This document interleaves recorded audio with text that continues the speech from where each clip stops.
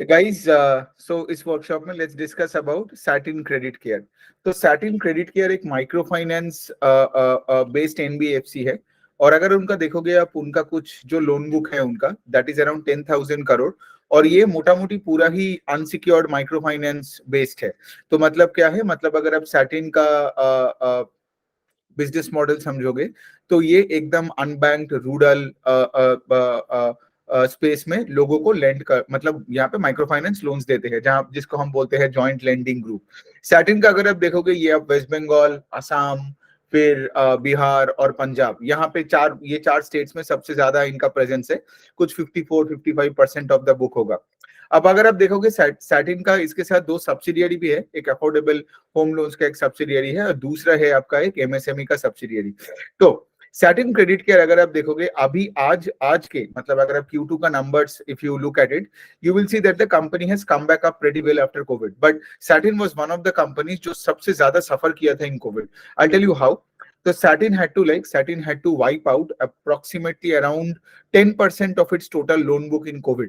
मतलब इनका दो बड़ा क्राइसिस हुआ, ठीक है। एक हो गया कोविड, दूसरा हो गया आसाम का फ्लड वगैरह जो प्रॉब्लम्स हुआ। तो इससे क्या हुआ, सैटिन का भारी नुकसान हुआ। So around, as I said, total loan book कितना है, 10,000 करोड़। उसमें से 1,000 करोड़ का इन्होंने टोटल राइट ऑफ करना पड़ा इनको। राइट, दैट इंक्लूड्स कोविड, और उसके साथ हो गई Assam. So but then having said that, उसके बाद Satin made a good comeback. और I think it was June 2021 से लेके उन्होंने अपना पूरा बुक को यहाँ पे पूरा रिफ्रेश किया। मतलब यहाँ पे पूरा फ्रेश डिसबर्सल चालू किया फ्रॉम जून 2021। और जून 2021 से आज अगर आप देखोगे, ये जो पूरा पीरियड है, पिछले 2-2.5 साल का जो पीरियड होता है, now the entire book, like almost the entire book, like 96% of the book is the book that started from June 21 से लेके। और ये बुक का एसेट क्वालिटी बहुत अच्छा है। So if I just give you the number here in this book, ये book में अगर आप देखोगे कि लाइक इनका जो पोर्टफोलियो एट रिस्क है फॉर 90 डेज, जिसको आप जीएनपीए के आसपास बोल सकते हो, दैट इज अराउंड 1.5 1.4 के आसपास, 1.4% के आसपास है। सो इसका क्या मतलब है कि लाइक जून 2021 के बाद से सैटिन ने जो बुक बनाया, राइट, वो बुक बहुत ही अच्छा बिहेव कर रहा है। ठीक है, तो ये बनता है बात। आज अगर आपको मैं थोड़ा बहुत नंबर्स बता दूं, जैसे सपोज फॉर एग्जांपल उनका एयूएम का जो ग्रोथ है, एयूएम और disbursals, they are growing at 40% YoY. और दूसरे साइड में पैट भी देखोगे, PAT has grown by 90% on YoY. So AUM का 40% का growth also clearly tells you one thing के राइट, अभी micro finance industry is doing very well. और सैटिन ने अपना बॉटम देख के अभी ऊपर आ रहा है। ठीक है, तो अभी सैटिन में कोई प्रॉब्लम है नहीं। कंपनी अभी फंड रेजिंग भी कर रही है, कुछ अप्रोक्सीमेटली 300-400 करोड़ के आसपास कुछ होगा जो कंपनी रेज कर रही है। इक्विटी का ऑप्शन देख रहे हैं, दे कैन डाइल्यूट इक्विटी।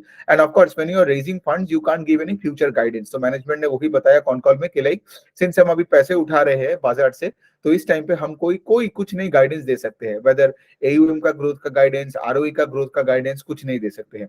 और ये आई गेस रेगुलेटरी कुछ एक अफेयर है, जिसके लिए you can not give any guidance to the analyst community. दूसरे साइड में अगर मैं देखूं कि लाइक सैटिन का अगर आप थोड़ा बहुत भी मैं उनका सब्सिडियरी के बारे में भी बोलूं, तो उनका जो ये एमएसएमई का बुक है जो सब्सिडियरी है, और हाउसिंग फाइनेंस का बुक है, both are growing at a good pace. और सैटिन चाहता है कि आगे जाके ये दोनों जगह में भी वो अच्छे से फोकस कर पाए। अच्छा, फिर उसके बाद ऑफ कोर्स लाइक, जैसे मैंने बताया राइट कि लाइक ये मेन जो प्रॉब्लम है, लाइक अगर आप मुझे बोलते हो लाइक सैटिन क्रेडिट केयर जैसे कंपनी में, मतलब यहाँ पे आप इन्वेस्ट अगर करोगे ना, तो बहुत आपको एजाइल रहना पड़ेगा। ठीक है, बिकॉज ये एकदम माइक्रो फाइनेंस में अभी सब एकदम पूरा बुल रन में चल रहा है। सैटिन भी उसका एक हिस्सा है, तो सैटिन भी अच्छा ही किए जा रहा है। लेकिन आप एक बात बताओ, अगर आपका 10,000 करोड़ के लोन बुक में आपने 1,000 करोड़ का आपने राइट ऑफ किया है, मतलब आपका, मतलब आई अंडरस्टैंड कि लाइक ऑफ कोर्स लाइक आप माइक्रो फाइनेंस एक लेंडर हो, और आप जैसे सेक्टर, मतलब जिस स्पेस में आप हो वहां पे मतलब वहां पे लोगों का पैसा गंवाने का प्रोबेबिलिटी हायर था।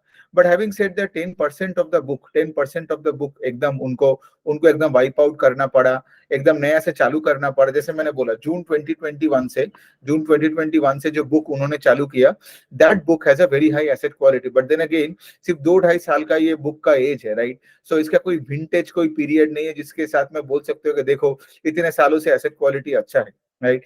सो यहाँ पे यही वाला टेंशन रहता है। But also having said that आज एकदम मतलब अगर आप सैटिन के कॉन कॉल सुनते तो there was no cause for concern, right? And I am pretty sure Q3 Q4 भी बेटर होने वाला है, बिकॉज माइक्रो फाइनेंस स्पेस में H2 is always better than H1। अभी तो फेस्टिव पीरियड जाएगा जहां पे रूरल इकोनॉमी का कमबैक होता है, एंड ऑफ कोर्स इनका जो कस्टमर बेस है, जो कि माइक्रो फाइनेंस MFI जो बोरोवर बेस है, they are of course going to do better. अभी आई गेस फॉर अभी सीजन का सोइंग भी चालू हो जाएगा। सो हैविंग सेड दैट अच्छा ही करेगा Satin for the upcoming quarters. But then again having said that अगर आप देखोगे ये स्टॉक अभी आई थिंक बुक वैल्यू के ऊपर भी चला गया है, राइट? ये उतना डीप वैल्यू नहीं है जो डीप वैल्यू लास्ट ईयर को था।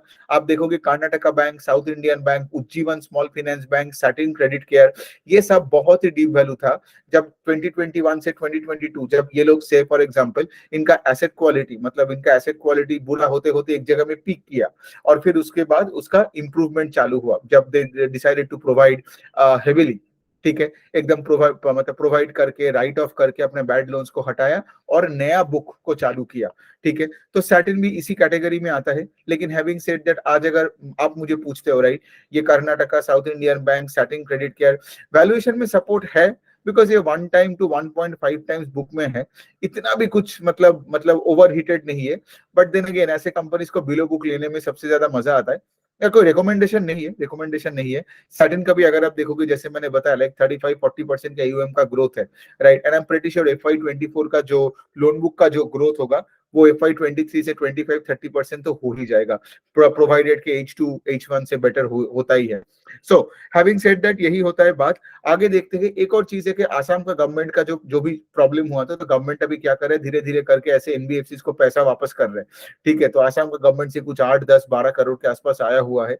अगर आगे और आएगा तो बेटर है, राइट? बिकॉज ये कंपनी आसाम के फ्लड के वजह से और कोविड के वजह से बहुत स्ट्रगल किया, बट अभी things are getting much better. जैसे फॉर एग्जांपल आज अगर आप सैटिन का ROE का नंबर देखोगे तो इट्स आई थिंक अराउंड 23%, और इसका ROE देखोगे तो 4.5-4.8% है, ठीक है। तो जिसका ROE 22-23% है, मतलब अभी वो बेटर हो गया है, अभी वो बेटर हो रहा है, बेटर हो भी गया है। इसीलिए आप देखोगे इसका स्टॉक भी पैसा बना रहा है शेयर होल्डर्स के लिए।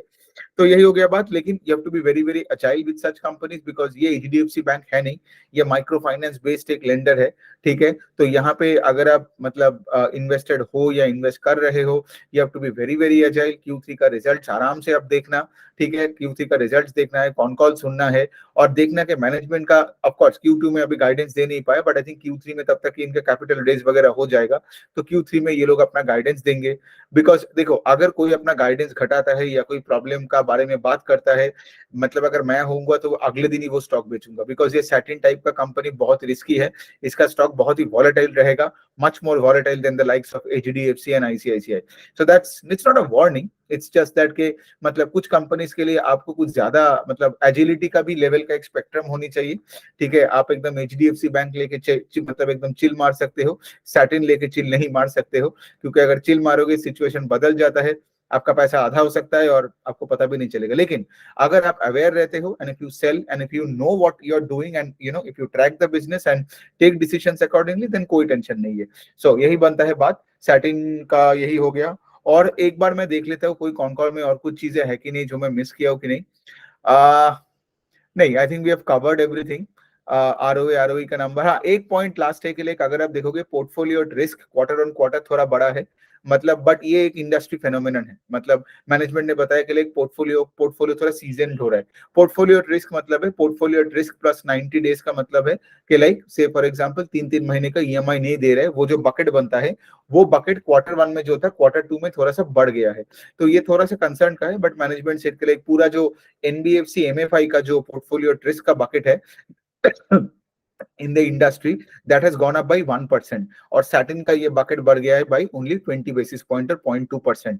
so कोई टेंशन की बात है नहीं। अगर आप देखोगे portfolio risk at 90 days is around 0.7%, right? तो ऐसा कुछ कोई बात है नहीं, एकदम सब कुछ सही है, एसेट क्वालिटी बिल्कुल बढ़िया है, एंड सब कुछ तो ठीक है। बस यही बनता है सैटिन का एनालिसिस।